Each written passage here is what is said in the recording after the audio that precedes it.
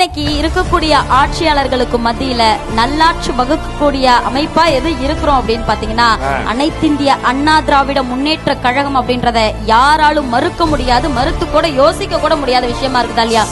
எந்த குழந்தையும் நல்ல குழந்தை தான் மண்ணில் பிறக்கையிலே அது நல்லவராவதும் தீயவராவதும் அன்னை வளர்ப்பதிலே. அந்த அம்மாவுடைய வளர்ப்பின் வழி வந்த தொண்டர்கள் இன்னைக்கு வரைக்கும் நம்மளுடைய அனைத்திந்திய அண்ணா திராவிட முன்னேற்ற கழகத்துல இருக்கிற வரைக்கும் இந்த ஆட்சி தான் 2026 சொல்லிக் கொண்டதுல எந்த ஒரு ஐயமும் இல்லையா? இல்லைங்களா? வந்தாரு, கும்பிட்டு விட்டு போனாரு, அதுதான் மக்களோட முடிவு. நீ பேசு. அதாவது எதிர்பார்ப்புகளோட இன்னைக்கும் பல பேர் இருந்துகிட்டு தான் இருக்கிறாங்க. இது பண்ணுனா இது நடக்கும், இத செஞ்சா இது கிடைக்கும் அப்படின்னு எதிர்பார்ப்புகளோட இருக்கிறாங்க. ஆனா நம்மளுடைய ஆட்சி எப்படி இருக்கும்னா எதையுமே எதிர்பார்த்தது கிடையாது, எதுவுமே எங்களுக்கு தேவையும் கிடையாது.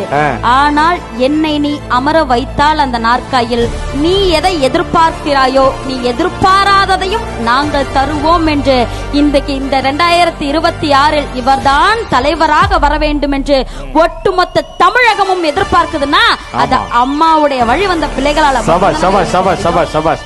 அறிஞர் அண்ணாவை பத்தி சொல்லணும்னா ஒரு சாதாரண மனிதர் இல்ல, உலக அரசியல் வரலாற்றிலேயே தன் கட்சி தொண்டர்களை பார்த்து தம்பி என்று அழைத்திட்ட ஒரு மாதலைவன். பாராளுமன்றத்தில் ஜிப்பாக்களுக்கு மரியாதை கிடைத்த காலகட்டத்திலே வேட்டி சட்டைக்கு மரியாதை கிடைக்க செய்த மாண்பாளன், காஞ்சி தந்த வாஞ்சி தலைவன், பேரறிஞர் அண்ணாவுடைய வழி வந்த சிங்கங்கள் இல்லையா? புரட்சி தலைவர் அண்ணா செல்லூர் ராஜு தான் சொன்னாரு.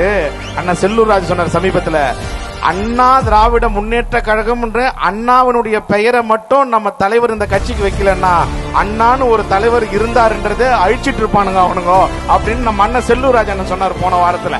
நல்ல விஷயம் பாருங்க, அறிஞர் அண்ணா பாராளுமன்றத்துல எங்க மாநிலம் தமிழ் மக்கள் அதிகமா பேசக்கூடிய மாநிலத்தை நீங்க மதராசப்பட்டினம்ன்றத மதராஸ் மாகாணன்றத தமிழ்நாடுன்னு மாத்தி கொடுங்கன்னு கேட்டார்.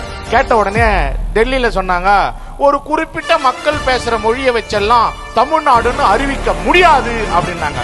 உடனே அறிஞர் அண்ணா கேள்வி கேட்டார், இந்தியாவினுடைய தேசிய பறவை என்னன்னு கேட்டார். அது மயில்னாங்க. வேணா இந்தியாவினுடைய தேசிய பறவை காக்கான்னு மாத்தினாரு.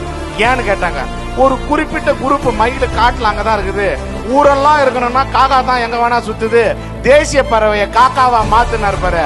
இல்ல நாங்க தமிழ்நாடுன்னே உங்களுக்கு தமிழ்நாட்டை தரோம்னு சொன்னாங்கன்னா அப்படி போராடி வாங்கி தந்தவர் இல்லையா?